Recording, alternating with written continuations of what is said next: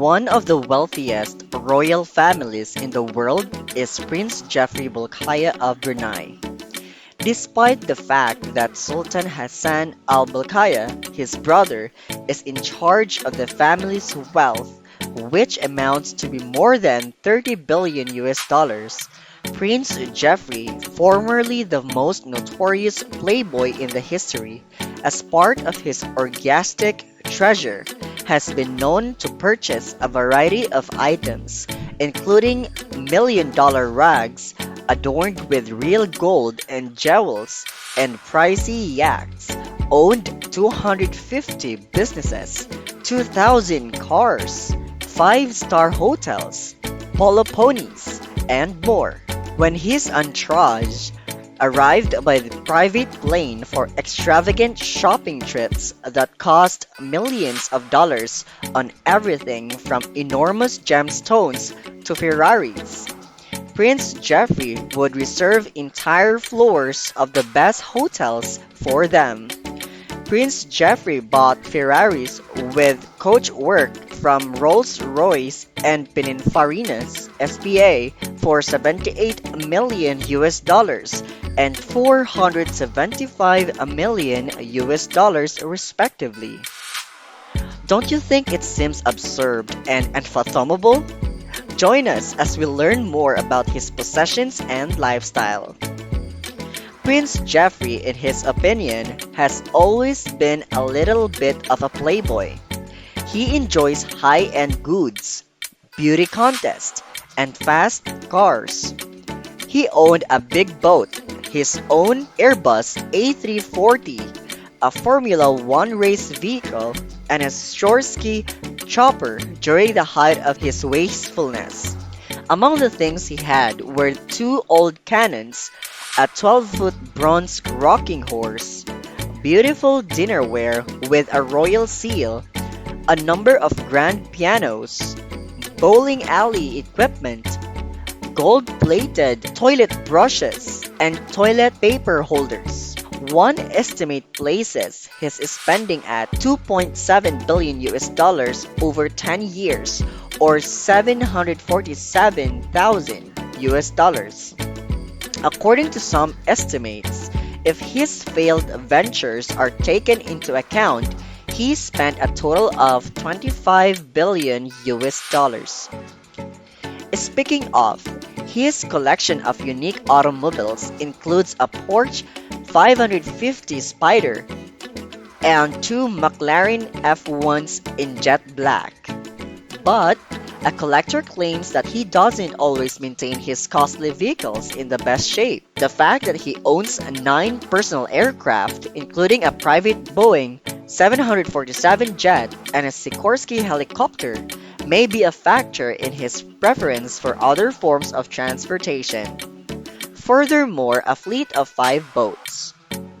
Both domestically and internationally, the brothers are infamous for maintaining harems with large proportions of young female members and throwing sex parties. He is equally excessive in his spending on entertainment. For the Sultan's 50th birthday party, which was held in a stadium constructed particularly for the event, he once paid millions to secure Michael Jackson as the headliner. Even St. John's Lodge, one of the most expensive residences in the nation, is owned by the Prince of Brunei, along with an 18-bedroom party house in Las Vegas. It is more striking how many lavish purchases he has made, including more than 2,300 cars, 500 homes, and 250 businesses. A number of companies that Prince Jeffrey either owned or ran include the Asprey Group of London and a line of hotels, including the New York Palace Hotel, the Bel Air Hotel in Los Angeles, and Plaza Athene in Paris, the Beverly Hills Hotel, and the Dorchester Hotel in London. The Queen Mother, and the Prince of Wales are represented by the venerable London jeweler Asprey, which was established in 1781. It is produced, among other things, the blue sapphire seen in Titanic, There are tales about the enigmatic 555 account of Citigroup where allegedly billions of dollars were placed. According to the Daily Mail, Jeffrey, famed for his extravagant spending, was accused of stealing 14.8 billion US dollars from Brunei, an allegation he vigorously rejected. Over the years, he has acquired 600 homes, more than 2,000 cars, over 100 paintings, 5 boats, 9 aircraft, including an Airbus, gold-filled rugs, and even a mega yacht that he named Tits. The Armenian brothers, Bob and Rafi Manoukian, whom Jeffrey had made wealthy by frequenting their London tailor store, described Jeffrey's sex parties both domestically and overseas. He was described by their attorney as a man with unlimited taste and a one-man walking market who bought nearly everything he saw, including a rug made of solid gold threads woven with jewels, which worth 7 million US dollars, 10 jewel encrusted wrist watches worth 8 million US dollars, and a similarly erotic fountain pens 1.3 million US dollars. Jeffrey denied that he kept 40 hookers at the Dorchester Hotel in London and paid 34 million US dollars, more than 4 times the market price, for the former Playboy Club at 45 Park Lane so that he could covertly indulge his gambling addiction. Prince Jeffrey and the Sultan of Brunei, although diminutive, Prince Jeffrey's close circle refers to his brother, the Sultan of Brunei, as the Big One. The Sultan's largest indulgence turned out to be his affection for his youngest brother, Jeffrey, his constant companion in extravagance. Mark Seal wrote in Vanity Fair, "They frequently played the game of polo with Prince Charles, and they raced their Ferraris around the streets of Bandar Seri Begawan, the nation's capital, at midnight. They also had a fleet of yachts and traveled the world on them. They bought up assets like monopoly pieces, including a variety of foreign businesses, 5-star hotels, and hundreds of distant properties. The brothers frequently traveled with 100-person entourage and emptied the shelves of Armani and Versace by buying 100 similarly colored suits all at once. As they celebrated, they engaged in practically all of the behaviors that are forbidden in a Muslim country.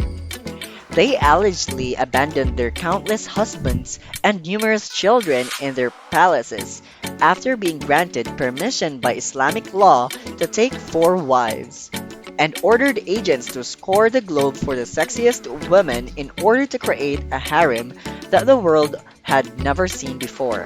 A financial crisis in Brunei began in 1997 as a result of low oil prices. Prince Jeffrey was fired after Arthur Andersen accountants examined the investment firm's books at the request of the Sultan's staff. According to the allegations made by the Prince Jeffrey in court documents, the Sultan allegedly received billions of dollars in special transfers from the government organization to his individual bank accounts. In relation to using some of the BIA's funds, Prince Jeffrey made no protest. The British Privy Council judged the amount to be 8 billion US dollars in the ruling from a year earlier. Prince Jeffrey made the decision to settle the misappropriation accusations Brunei had brought against him in May 2000 in order to avoid any possibility of criminal punishment.